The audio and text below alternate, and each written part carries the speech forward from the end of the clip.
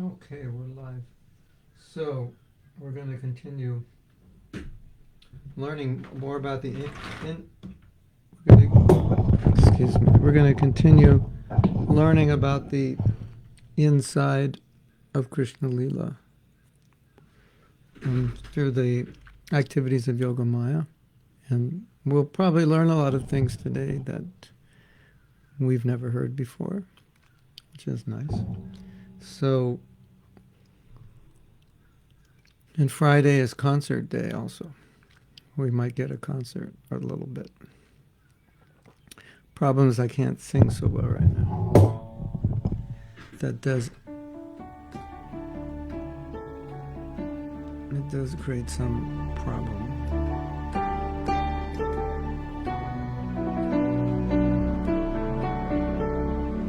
Srila Prabhupada ki jai, Namo Vishnu Padaya Krishna Prastaya Bhutale Srimati Bhakti Vedanta Shamaniti Namane Namaste Saraswati Deve Kauravani Pacharine Nirvise Sasanyavadi Paschachidasatara.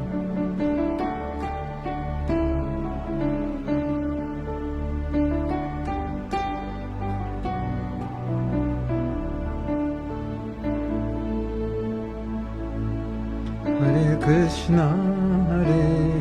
Krishna, Krishna Krishna, Hare Hare. Srila Prabhupada ki jai, Shri Gaura ki jai. Hare Rama, Hare Rama, Rama Rama, Hare Hare. Hare Krishna, Hare Krishna, Krishna Krishna, Hare Hare. Hare Rama, Hare Rama, Rama Hare Hare.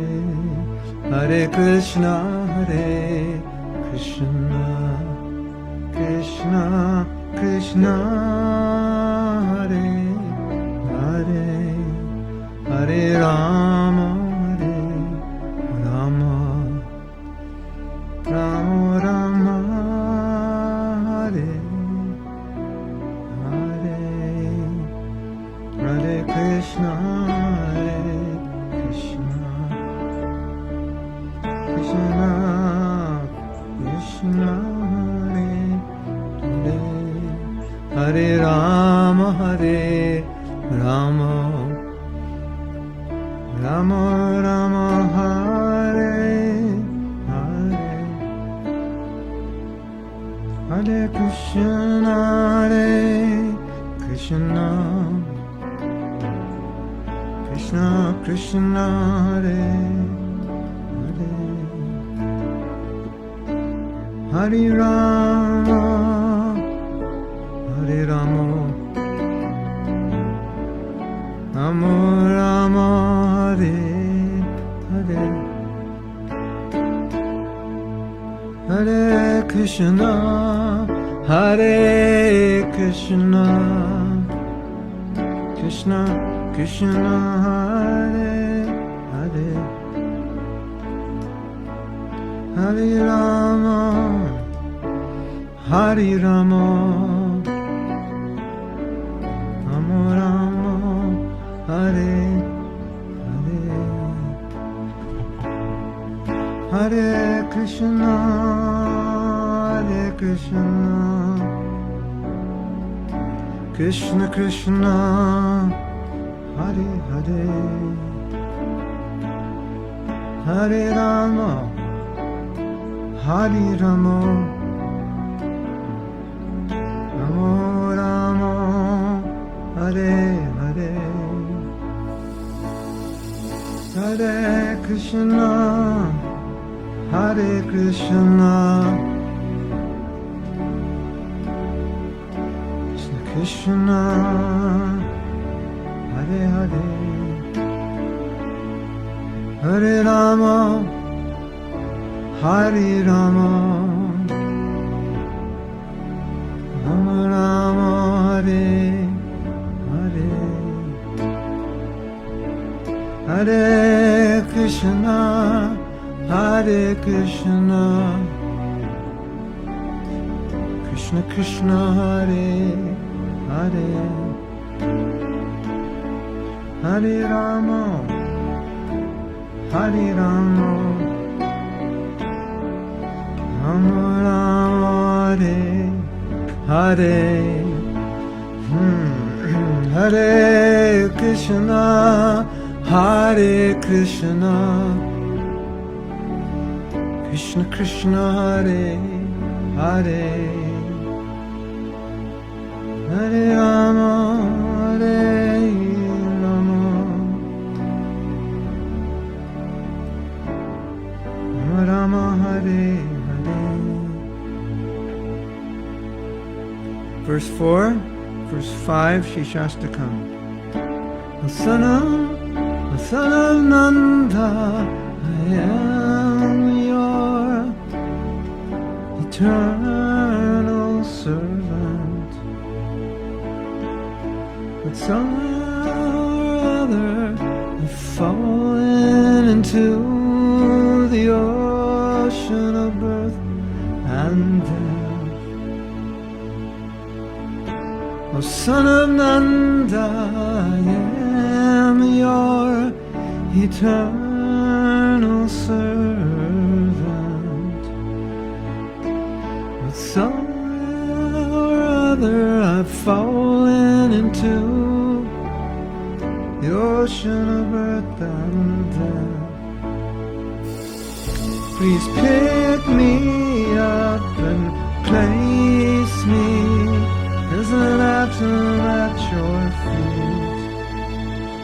Please pick me up and place me as an atom at your feet. Please pick me up and place me as an atom at your feet. Hare Krishna, Hare Krishna, Krishna Krishna, Hare Hare, Hare Rama, Hare Rama, Rama Rama, Hare Hare, Hare Krishna, Hare Krishna, Krishna Krishna, Hare Hare, Hare Rama, Hare Rama, Rama Rama, Hare Hare, Hare Krishna, Hare Krishna, Krishna Krishna, Hare Hare, Hare Rama, Hare Rama, Rama Rama, Hare Hare. Please pick me up and place me as an atom at your feet. Please pick me up and place me as an atom at your feet.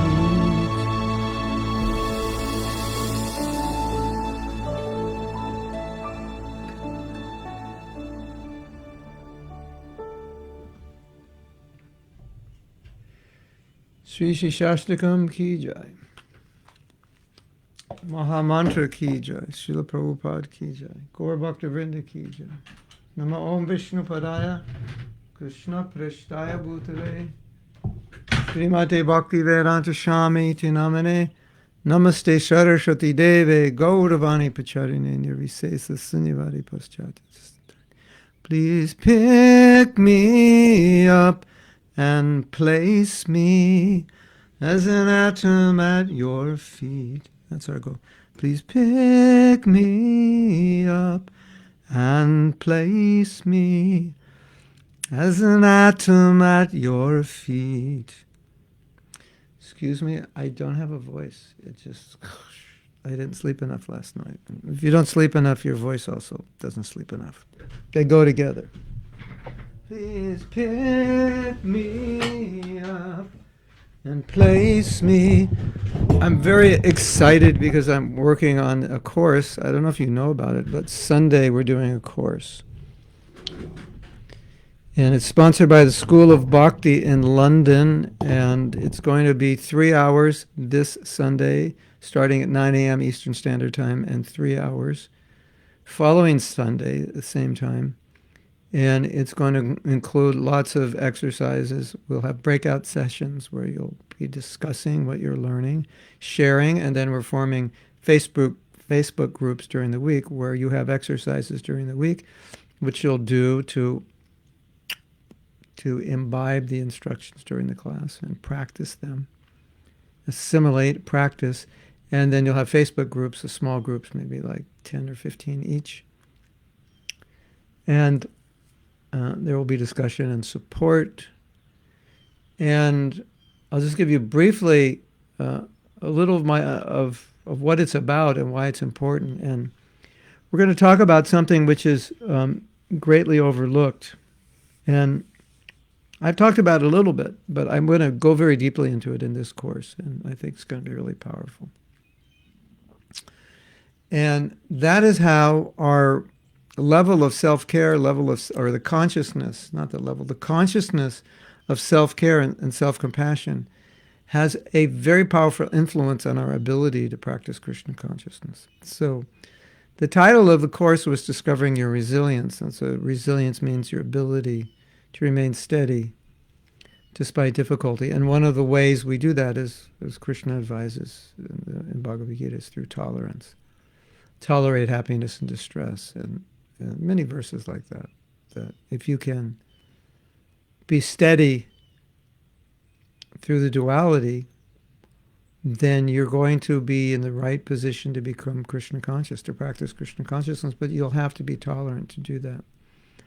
And so naturally, the question comes up, okay, if Krishna is saying I have to be tolerant to be steady, and I have to be steady to be eligible to properly practice Krishna consciousness, the question is how can I be tolerant? And it's interesting, if you study what Prabhupada says about tolerance, he'll say be tolerant, or Krishna says learn to be tolerant. So, but I've taken it one step deeper. Okay, I say learn and practice is the same thing. Krishna's saying learn to be tolerant, which means practice it, right? How do you learn something? You practice it. So if you're going to learn to be tolerant, you have to practice it. Learn to play this keyboard. How do I do it, Prabhu? How do I do it? You just look at it and meditate on it.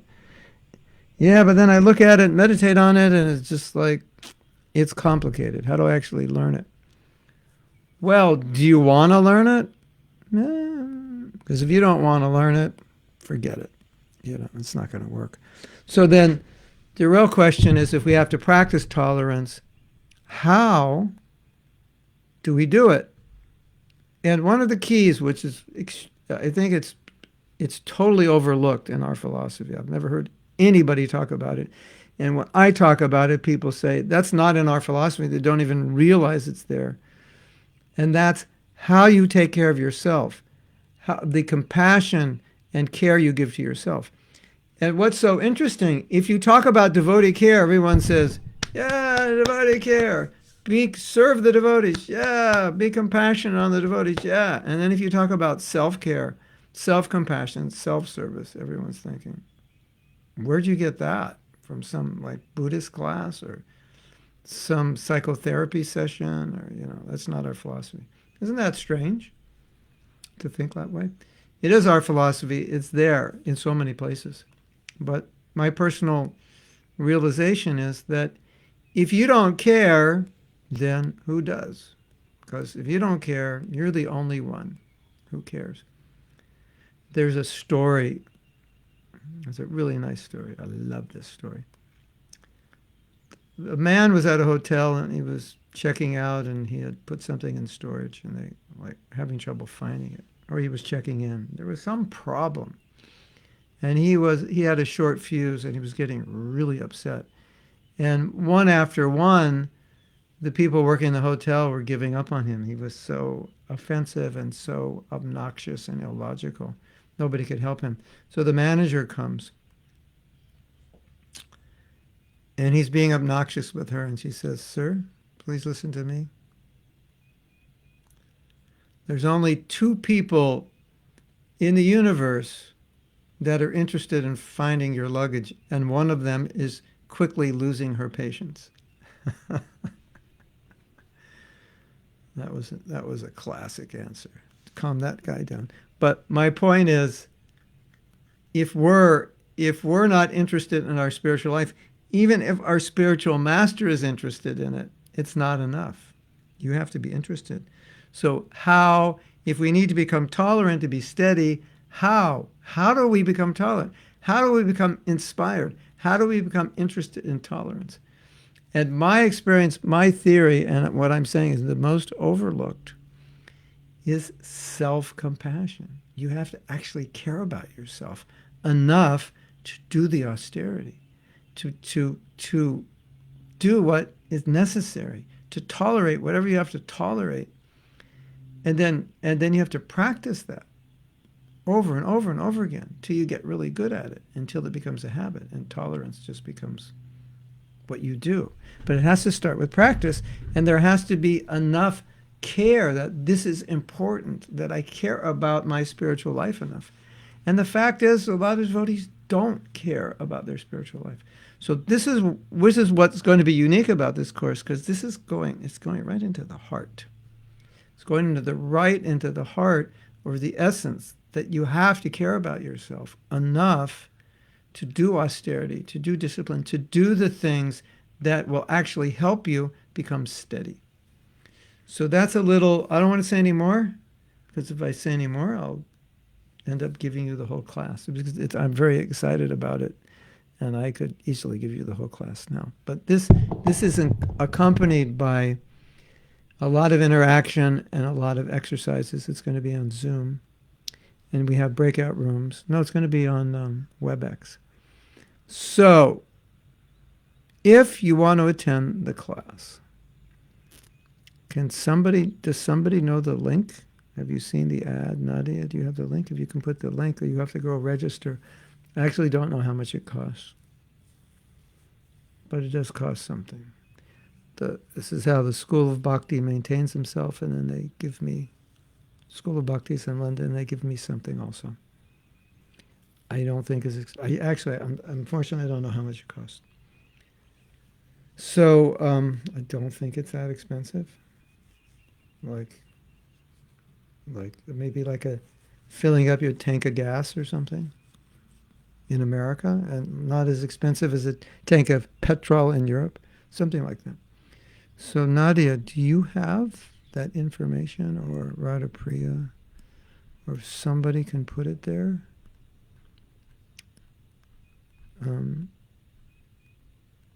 Yeah, if you don't care, then who cares? You have to care about yourself, yeah. I think, Radhapriya, you can put it there, right? Cost is £30. £30 is probably like $36. If you break that down, that comes out to $5.12 an hour. Pretty good deal. Okay, there's the... if you go there, there should be more information on it, what actually I'm going to teach. But this is really important, because I've seen over and over again, you need this impetus for spiritual life, but a lot of times we just don't care. Yeah, I'll do it later, I'll do it next year, like whatever, Krishna understands my fallen nature. I'll probably have to come back and take birth. You hate yourself that much that you're just willing to take birth again and go through all that suffering. That's not right. There's something wrong with that, I think. So the course is going to begin by dealing with that topic of self-acceptance, self-care as the basis for tolerance and forgiveness, which is the basis for being steady and coping with all the stuff that world throws at you. So that's going to be interesting. Yeah. What was that? The management gurus, they say, investing in yourself is much more important than investing in your, skill training. The more you invest in yourself, the more your wages go up because you're better. And the more you invest in yourself, obviously, the better you are for other people. So, if you're interested in that, then you go to their website, check it out. We already have 40 devotees registered, so that means that we'll have 4 breakout groups, smaller groups for discussion. So we'll have nice discussions with devotees. They'll probably be more like 50, 60, 70, so maybe like 15 in each group, but they're still small enough groups to have nice discussions. And then we give you a whole series of exercises you engage in during the week and kind of reflect on. It'll cause you to reflect on things that you probably haven't reflected on or haven't reflected enough on. Okay, so today we're getting esoteric. You ready to get esoteric? Well, we are about to. I just have to find the document. Okay, hold on.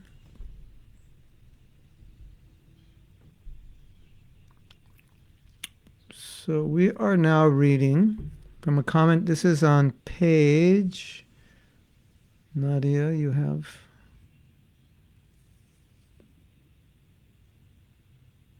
Have you ever said, I hate myself? You do something stupid and you say, I hate myself. I'm waiting for my Word doc to actually tell me what page. I'm sorry, I had to put the cursor there. This is page 68. And it is in the middle of the page, beginning with, in his Dikdarshini commentary on Sri Brihat Bhagavatamrita.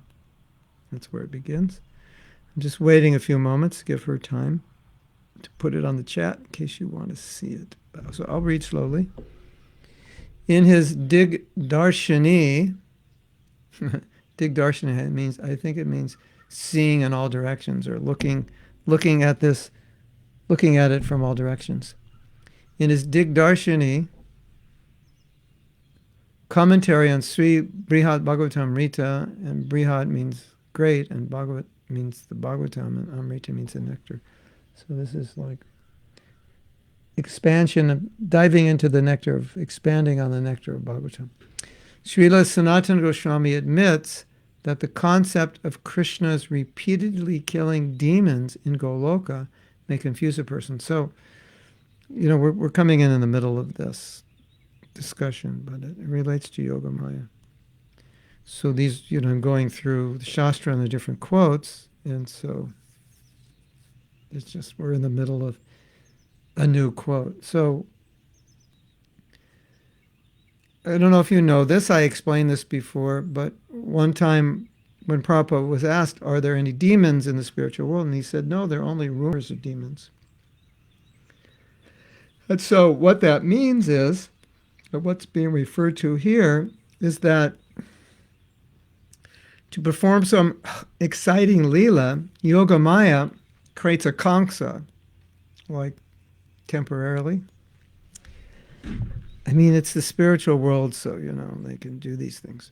And so she creates a temporary kanksa. Krishna goes to Mathura, kills him, and then the kanksa just doesn't exist because demons don't exist.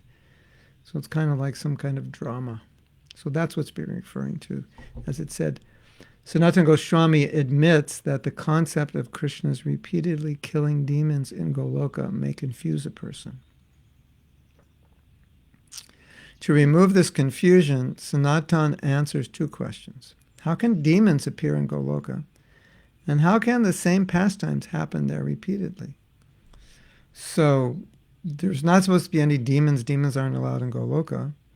So that's the first question. How did they get there? What are they doing there? And how is it, because this pastime of Krishna going to Mathura, killing Kamsa, it happens periodically. And of course, Ordinarily, if you kill someone, you can't kill them again because they're already dead. But repeatedly, Yogamaya creates a Kamsa, and then Krishna goes, has some fun, and then there's no more Kamsa, and then he appears again. So that's what we're going to read about. To answer the first question, Sanatan says that Kamsa and other enemies join Krishna's eternal pastimes for the same reason as do his associates, to facilitate his enjoyment. Remember, ladies and gentlemen, the universe was created for Krishna's enjoyment. And everything going on in Goloka is to facilitate his enjoyment. And when he enjoys, like the leaves and flowers of the tree, when the root gets watered, everybody's happy. But in the material world, when you enjoy, I don't feel anything, except envy maybe. So, unlike in the Prakata Dham, where Krishna and other famous demons are residents of the earth, and others are actually there, Kamsa live there, and who make life miserable for devotees until Krishna finally kills them. In the Aprakat Dham, that means in the spiritual world, up there or over there somewhere, I don't know. I guess it's straight up, right? Maybe it's right here, in the spiritual world, when you go to the spiritual. But you can go up there. And there, the demons are made to appear by Yogamaya only at the times they are needed in Krishna's pastimes. Hey, we need a Kamsa. Whoop, there's a Kamsa. The demons have no permanent residence in Goloka, and they are not recruited from the residents of the Aprakata Dham. They are products of Yogamaya's energies. Now you could stay up tonight trying to figure out how she does that. Or you could just relish it. Or maybe you could do both. I don't know. Not bad if you stay up all night thinking about this if you don't have to sleep the next day. An example of Yogamaya's manufacturing of demons is described in Ananda Vrandavan Champu. There, Srila Kavi Karnapur describes an incident preceding the rasa dance in which Krishna left the gopis. That time, in an intense mood of separation, the gopis acted out many of Krishna's pastimes, including the killing of demons. Clearly, the role of demons was not in harmony with the gopis' loving mood. Therefore, Yogamaya created gopis imbued with the mood of demons to enact the role of demons, like Putana, Sakatasura, and Trinabarta. When the gopis had finished acting out Krishna's killing of demons, the gopi demons created by Yogamaya disappeared. Did you know that? I don't think you knew that. Did you know that? I don't think most of you even knew that there's a Fapo Kamsa in the spiritual world, where Yogamaya created Kamsa. Now we just heard there's Yogamaya created demon-like gopis who, wow, if producers and directors could get this Shakti, it'd be amazing. And the actors wouldn't even have to go to acting school. It would save so much time and money.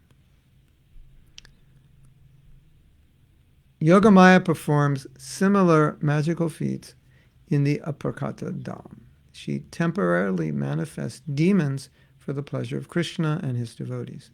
Then Krishna kills them, and when he is inclined to fight again, or when his devotees desire to see such pastimes, Yogamaya again manifests them by her inconceivable power. So, Krishna's leelas of killing demons, they're kind of exciting, and some devotees like it more. It's a taste, chivalrous taste, ghastly taste, perhaps. And you might think, well, I don't know if I want to go to the spiritual world because I'd rather stay down here and in this Leela, Prakat Leela, because then it's exciting. There's action every day. Every day, some demon came, Krishna killed. It's like, I like action. Up there, I don't know. It sounds kind of boring. It's no action. So to create some action up there, Yogamaya creates demons. Interesting, right? And one of the things you gather from hearing this, and you should try to gather when you hear Krishna's pastimes, is like You learn what Krishna likes. You learn how he operates. You learn Krishna's psychology. And that's what a devotee should do. He should learn how to please Krishna, learn what he wants. And so the more we learn about Krishna, how his mind works, how his heart works, the more we can please him.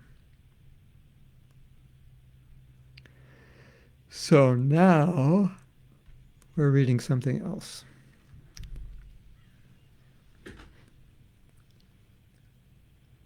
It's a continuation of this topic, but it's not a continuation. It's later on.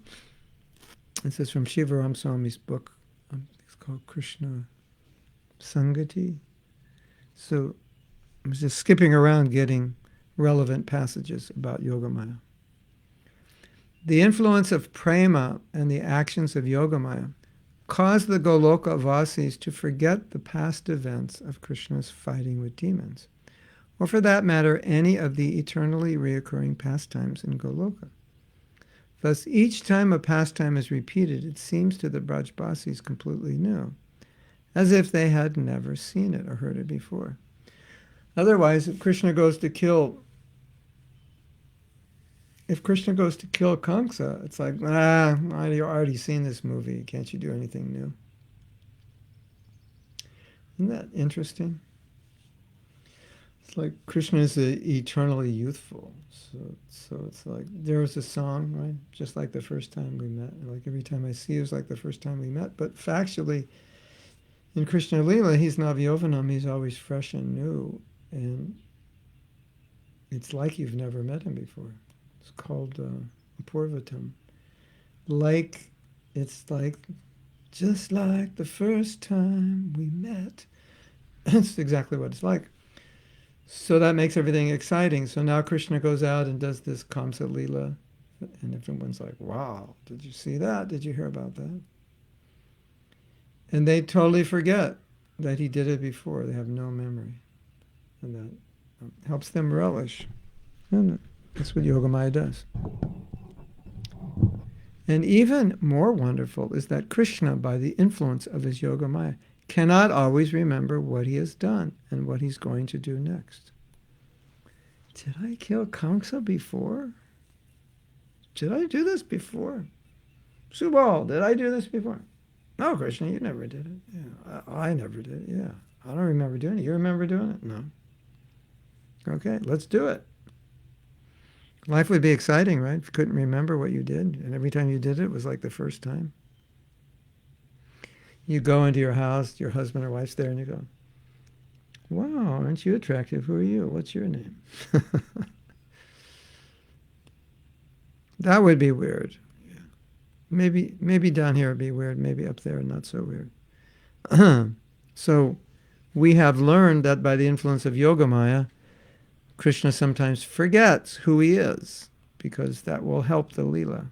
And if remembering who he is helps the Leela, then he remembers. Hare Krishna. Gauranga. Okay, I'm going to read some more, and then I'll get to your questions in a while. This is all from the same book, Krishna Sangati. Krishna and his divine potency, Yogamaya, act like the producer and director of Krishna's pastime dramas, in which Krishna is also the star. And Yogamaya manages all the backup services needed for the performances. Scripting, casting, editing, selecting locations, arranging props, and so on.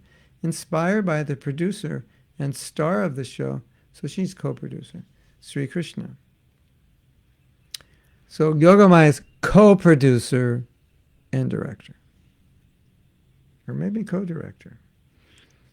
I mean, philosophically, we're all co-producers with Krishna and co-directors, because he's antamanta. He's the witness within and the giver of knowledge within. What's that verse? Antavanta himedehe. Something Shurana. I'm also the knower in all bodies.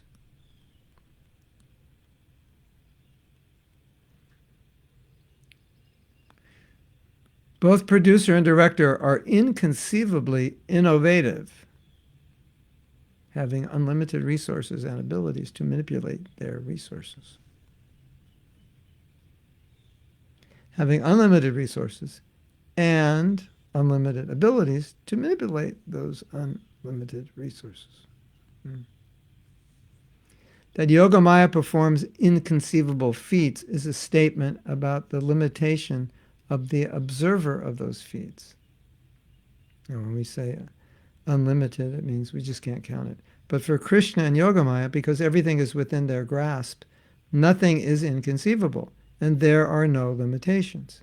Srila Baladev Vidyabhushana elaborates on this truth in his commentary on Vedanta Sutra 2.2.32. Sampater iti Jaiminis tatahi darshayati.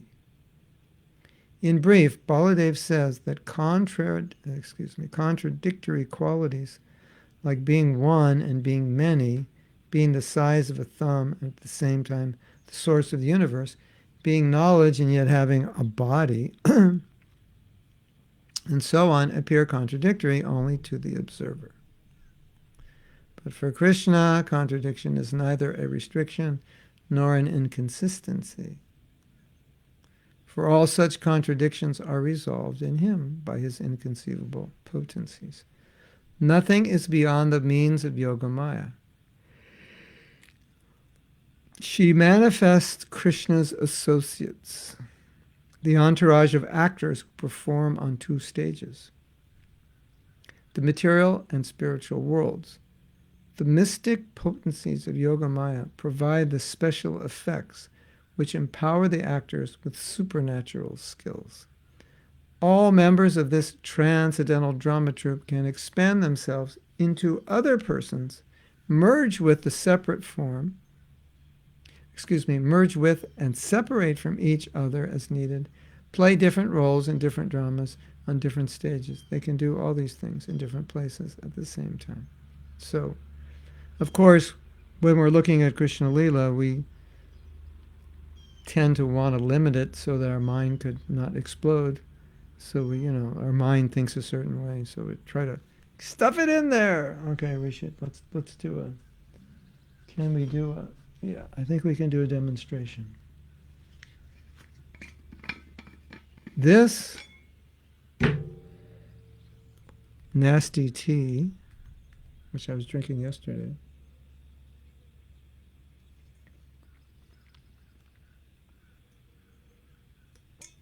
is your mind. And this is the transcendental Leela. And you're trying to fit it in, but it doesn't fit in. And in order to fit it in, you have to take this Leela, and then you have to cut it in little strips, because then a little strip will fit in the cup. So you have to cut it into bite-sized pieces that are understandable to your mind, otherwise you can't fit it in. So that's what we do sometimes with Krishna Lila. It's like, this doesn't make sense. And so we try to cut the cloth so it'll fit in our mind. It's okay not to understand it. Yeah, don't misunderstand it by cutting the cloth. So I just wanted to make another point, then I'll go to you. I think Krishna Karshani has a comment. He's describing here something which is inconceivable to our mind, that you could be small, like inside an atom, and you could be the Virata Purusha. The whole universe could be you. You could be bigger than the biggest and smaller than the smallest. So, materially speaking, you can't be both. You're either one or the other. And so once a man was discussing this with Prabhupada, and he said, Krishna is greater than the greatest, and that's why he's great. And Prabhupada said, no, that's not why he's great. That alone is not why he's great. Why he's great is that he's simultaneously greater than the greatest and inside the atom. That makes him great. Interesting, right? Because, you would think, well, someone who's the greatest is the greatest, and that's what makes him great. But when you think about it, what actually makes him great is to be the greatest and the smallest at the same time. Mahatma and Anuttama. So Anuttama means little soul, Mahatma means big soul. These are names of Krishna. Also, Sadhu is called Mahatma. Mahatma, big soul, Anuttama, little soul. So Krishna is the Maha-Atma and he's the Anuttama. Anuttama Atma. The little soul and the big soul. And then that is the complete personality of Godhead. So I have a question here. Well, let me go back up to see if there's any other questions. I think we're okay.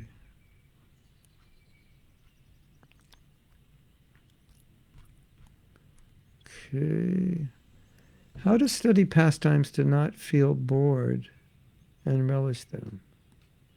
Material mind tends to feel bored hearing the same pastimes over and over again. Talking about myself, yeah. It's interesting. Well, you know what I find interesting? Like Prabhupada never got tired of talking about Krishna. And if you see some of the lectures that Prabhupada had to give us so we would understand, they were not really on Prabhupada's level. Like that would not be the kata that he would discuss with his godbrothers. But still, because it's Krishna's words or words of the Bhagavatam, he never tired. He was relishing.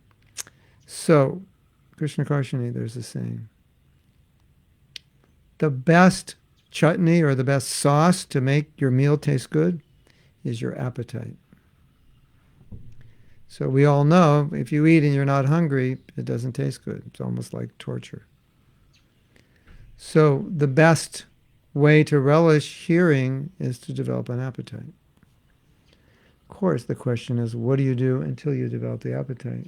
You hear because it also helps you develop the appetite. And it may also be the way you approach the Leela. But the Leelas have unlimited depth, and so maybe you could approach the Leela in the mood of, I'm going to uncover new gems and jewels from these Leelas. There was one devotee, Pranadas, and we once did a class with him where we would read a paragraph from Krishna book and he would ask us questions. And the questions would stimulate a discussion that I think we wouldn't have had if he didn't ask us the question. If he just said, discuss this, we wouldn't have looked at that paragraph or that chapter, I forget what we did, in the same way. So he gave us questions that caused us to see the Leelas differently. And it was amazing. So you may want to approach it that way, with questions in your mind to help you go deeper into the Leela. I do that a lot. I question a lot, and then I go to the Prabhupada's Veda base to answer my question. Like, why is this? Why is that?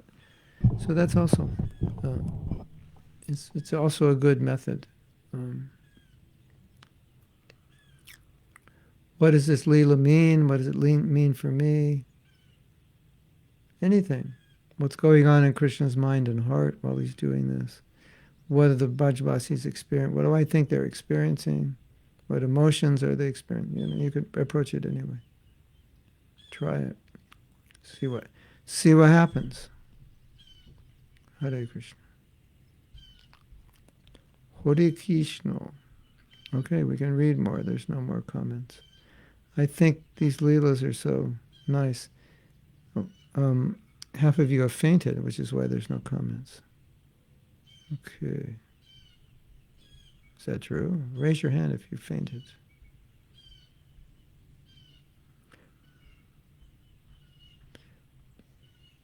Or you all left your body in ecstasy. Raise your hand if you're dead. Oh, you can't do that. One of our godbrothers just left his body. His name is Karnamrita. I don't know if any of you know him.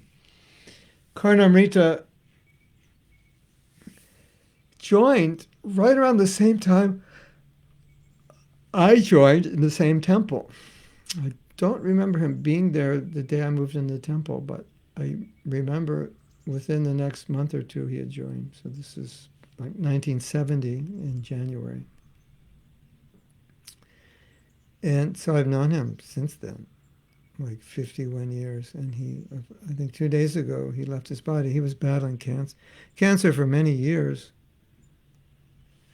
And, I was like, it's really sad for his children, his wife.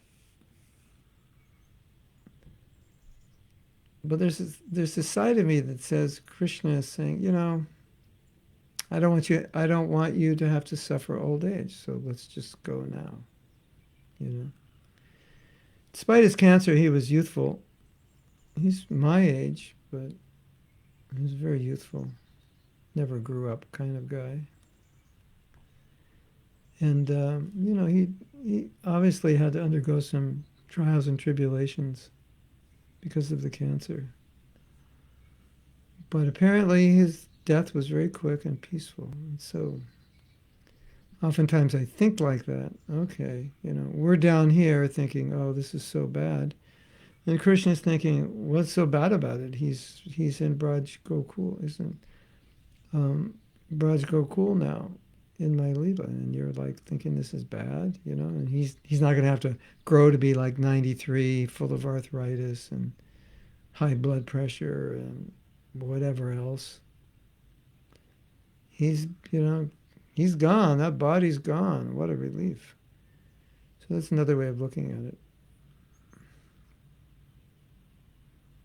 Or maybe that is the way to look at it. There is no other way. Well, of course there's other ways, but that's one good way. Okay, so now we're reading more. In Lalita Madhava, Narada Muni says, are the girls of Dwarka city and the village girls of Braja not the same persons appearing in different forms? Okay, ladies and gentlemen, you may also learn today something you have never heard before. This is interesting. The girls of Braja were overwhelmed with love for Krishna. To please them, Yogamaya reunited them with their beloved by transforming them into the queens of Dwarka. Did you know that? The queens of Dwarka are actually the Gopis of Vrandavan in forms, different forms, that couldn't bear the separation. Okay, now you're really confused. I thought they were all in Vrindavan. I thought they never leave Vrindavan.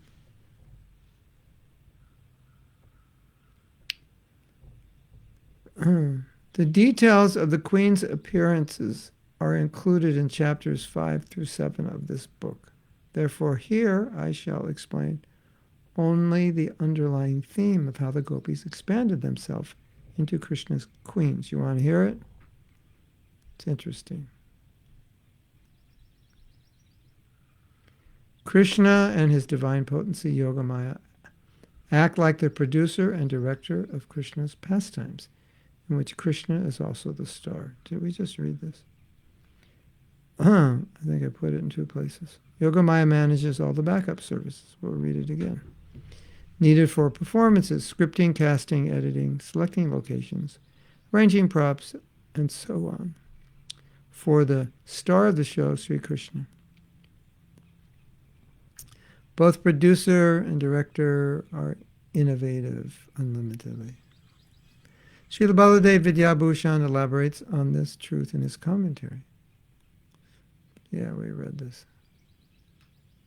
And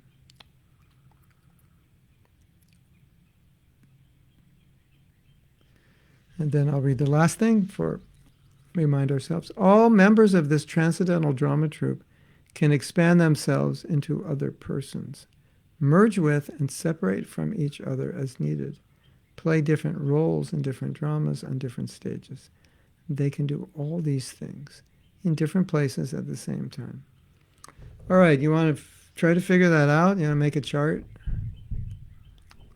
So Krishna Karshini, when you read something like this, then you meditate on the nature of the spiritual world as being entirely transcendental and inconceivable. And you, in that meditation, develop an attraction, develop an appreciation for what it is. Finally, at the completion of yet another flawless performance, as the curtain falls, the drama starts again without missing a beat. And the producer, director, and actors, including the star, from the very beginning of the new performance, have already forgotten their previous one. Thus they restart the show with full gusto, adding ever-fresh variations and nuances to the eternal storyline. Sometimes you'll hear a story, right? And then someone else will tell the story, or you'll read a description of the story, and it's like different. It's the same story, but it's a little different. And sometimes the reason is because the story was performed differently in different yugas. And why differently? Because Krishna felt like it.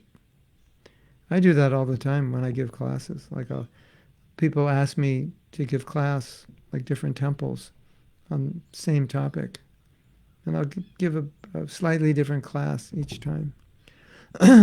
Just keep myself, from getting bored with what I'm saying. So I try to look at it from different angles of vision. So the Leelas are being enacted. Why not do them slightly differently? So sometimes you'll read something, even in Prabhupada's books, that this Leela is like that. And it was like this in another millennium. Or it's not even said like that. It just says this is how the pastime goes, and then you read the pastime, and you find it goes differently in another time. So that's the explanation. Krishna Sangati, that's the name of the book, recounts a small drop of these oceanic performances by Krishna and his associates. This section examines the kinds of expansions Krishna's associates assume in perfecting their roles.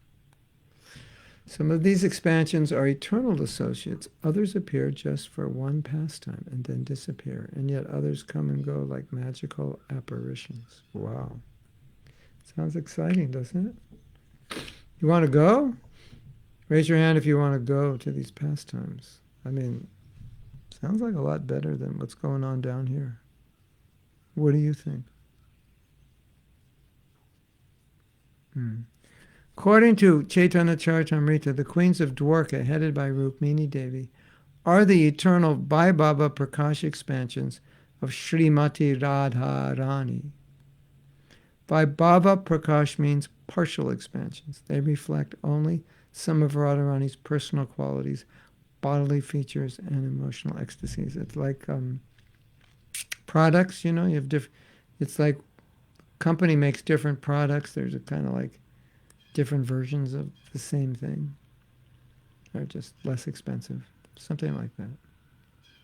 The iPhone, then was the iPhone X, right?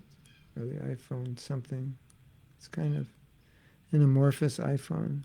They had that other little small iPhone. Doesn't have a number.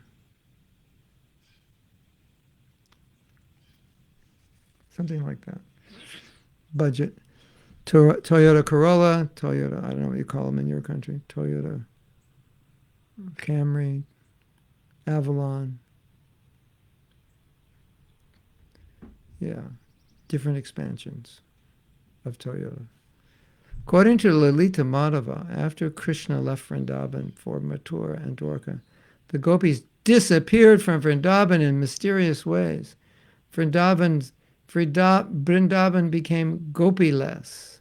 The reader can learn more about that in Krishna Sangati. Have you ever heard that one before? You've heard it first in this class. Then, by the arrangement of Yogamaya, every one of those gopis appeared. They did not take birth, but they just appeared somewhere near Krishna.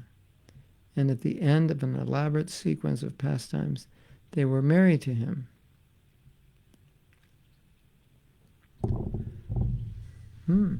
Showed up. Okay, it's time to get married. This raises a question. Was Prakat Vrindavan bereft of Radharani and the gopis for the duration of his Dwarka pastimes? Good question. There is the, excuse me. So the question again, was Vrindavan bereft of the Radharani and the Gopis? Vrindavan on this earth, while Krishna's Dwarka pastimes were going on. Excuse me, I had a lot to do this morning and I was working on that. I needed to work on that course, so I just got up early. And you are seeing the consequences of Mahatma Das getting up early.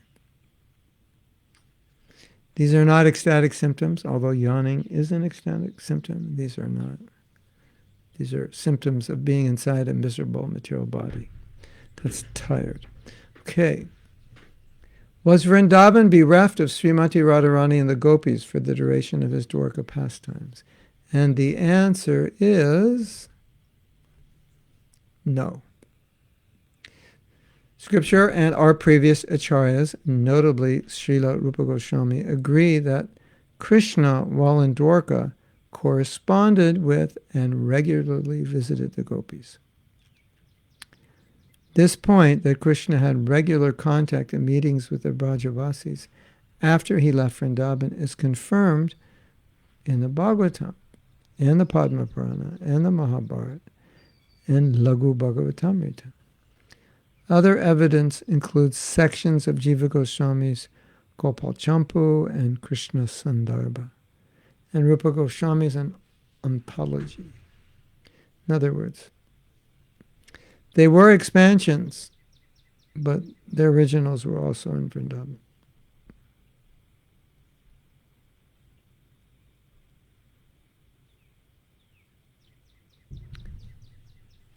But now he's discussing how the gopis did disappear. At least nobody saw them.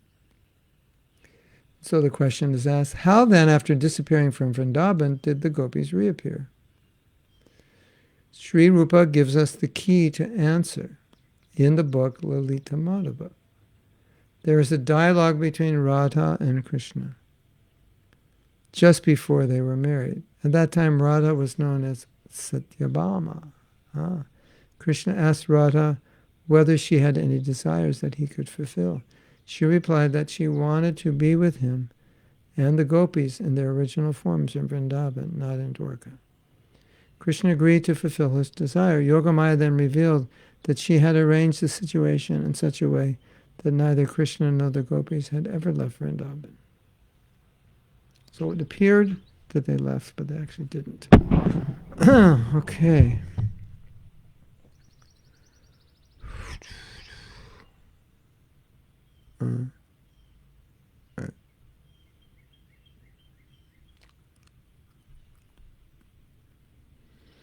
You are all stunned. You have no questions. Wow.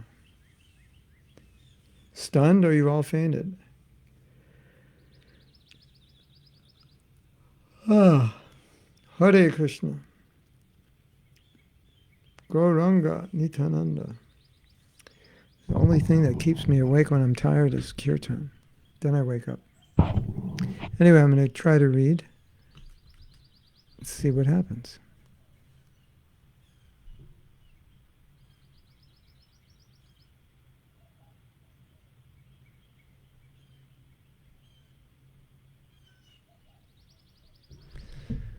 Krishna agreed to fulfill her desire. I think that means the desire of Radha. Yogamaya then revealed that she had arranged the situation in such a way that neither Krishna nor the gopis had ever left Vrindavan. Nonetheless, Krishna's agreeing to return to Vrindavan set the following sequence of events into motion. First, Yogamaya mysteriously returned all the gopis to Prakata Braj. It's getting confusing, isn't it? Then she arranged for every participant in the pastime to forget that it had happened or to think that it had just been a dream. This is explained by Sanatana Goswami in his Brihad Bhagavatamrita. And finally, although Krishna had remained in Dwarka, the Gopis realized they could be with him in the apricot Dham.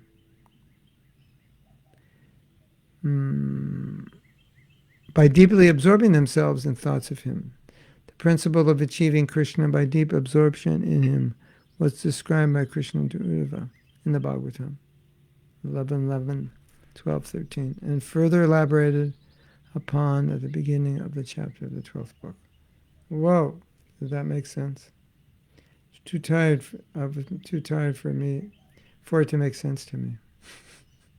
I'm getting confused. Did they leave Vrindavan? Were they with bodies there, not there? Expansions there? Yeah, it'll get cleared up. You ever try to understand something when you're tired? You go, what does that mean? Yeah.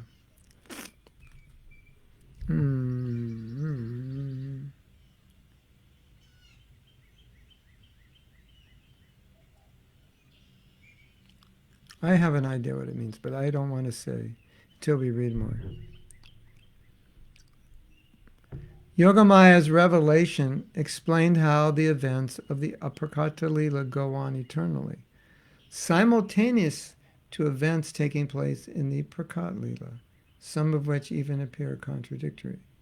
From the viewpoint of the Aprakata Lila, then the conclusion is that Krishna and the Gopis were eternally enjoying in Aprakat Vrindavan. They had never left. That's generally, that is how Prabhupada explains. They're always there, but you can't see them. And if you remember Krishna in Vrindavan, he's there through memory. Hare Krishna. Whoa. So, ladies and gentlemen, I don't know if I can stay awake here. Yeah. I don't think I'm going to be much use to all of you now. Sometimes when I have to work on something and I don't have time to do it, and I have ideas of what to do, I just wake up in the morning. It doesn't matter when I go to sleep, I just wake up early. And this morning was one of those. All right, we'll try one more paragraph.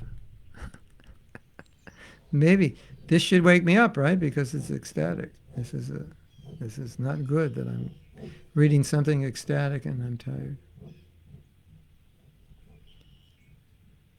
So, what we understand is it appeared to the material vision that the Gopis were not there, and they had expanded into the queens, that's for sure, and then those expansions apparently had merged back in the Gopis, or the Gopis manifested again in Vrindavan when Krishna came.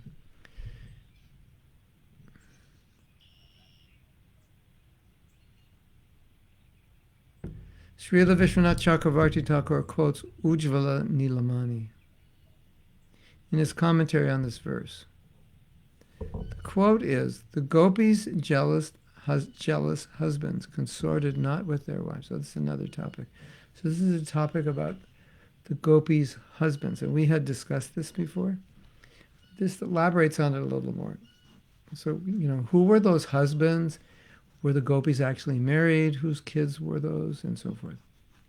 The gopis' jealous husbands consorted not with their wives, but with doubles manufactured by Maya, Yogamaya. Thus, these men never actually had any intimate contact with the divine ladies of Braja. He says that Yogamaya created doubles of the gopis, and those doubles remained in their husbands' sides, by their husbands' sides.